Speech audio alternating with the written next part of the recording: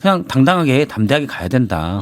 물론 판사가 형수법 110조와 111조를 배제한다. 거기에 근데 돼 있습니다. 국가에 중대한 이익이 있을 때 해당 기관이 그 수색을 승낙하지 않을 수 있는 게 있거든요. 예. 근데 저는 판사가 이건 국가에 중대한 이익이 없다. 수색을 거부할 그 원리가 없다라고 판단한 거라고 봐요. 예. 그런데 경호처는 정파나 대통령이 누구냐에 상관없이 오랜 동안 대통령을 지키는데 특히 경호구역, 관저는 경호구역이거든요. 예. 경호구역을 지키는데 훈련도 있기 때문에 막을 가능성이 크다. 저는 뭐 물론 조심은 해야 되겠지만 뭐 현재 좀 더 이제 내란죄라는 걸 좀 더 완벽하게 가자라는 취지로 하는 걸로 알고 있고요. 결국 그래서 수사 관련된 거는 결국 특검으로 일원에 대해서 가야 된다라고 생각을 하고 예. 그다음에 이번에 체포영장의 집행 관련해서는 앞서 말씀하셨듯이 물론 이제 법무연수원 교수 출신이고 저는 뭐 그냥 책이나 보는 국문과. 사람이어서 예. 다를 수가 있는데 어쨌든 근데 뭐 이건 위법할 농후하다라고 했는데 체포영장 집행이 위법할 가능성이 농후하다 했는데 저는 농후하다기보다도 네. 그런 식으로 윤 대통령 측에서 딴지를 걸 수 있다 아하. 정도로 생각합니다.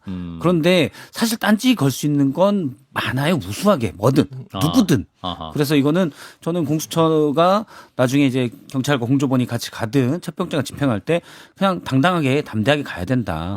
물론 판사가 형수법 110조와 111조를 배제한다. 거기에 근데 돼 있습니다. 국가에 중대한 이익이 있을 때 해당 기관이 그 수색을 승낙하지 않을 수 있는 게 있거든요. 예. 근데 저는 판사가 이건 국가에 중대한 이익이 없다. 수색을 거부할 그 원리가 없다라고 판단한 거라고 봐요. 예. 일단 그래서 뭐 충분히 체포영장을 집행할 수 있다고 보고 무엇보다도 대신 경호처가 막을 가능성이 높은데 최상목 권한대행에게 또 숙제가 가겠지만 지시를 해야 된다고 생각합니다. 그냥 경호처에 지시하면 됩니다. 경호처를 지시할 수 있는 권한이 현재 최상목 권한대행에 있거든요.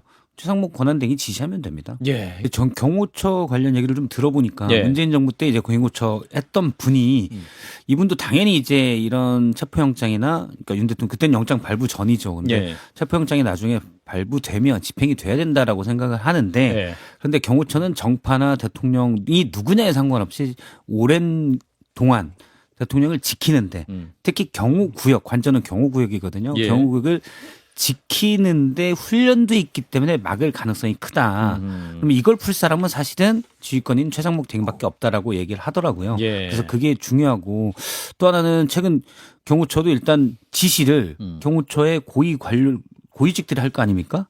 일반 직원들, 경호관들 예, 다. 그렇죠. 근데 뭐 얼마 전에 박지원 의원이 국회에서 얘기를 했었는데 뭐 경호처 차장이 계속 예를 들어서 뭐 대통령 지금도 심기 경호를 하고 있다. 사실은 지금 대통령은 직무정지이기 때문에 경호처를 지휘할 권한이 없거든요. 예. 그런 얘기가 있어서 이런 부분도 최상목 대행이 좀 잘 파악을 해서 조처를 해야 된다는 생각도 듭니다. 예.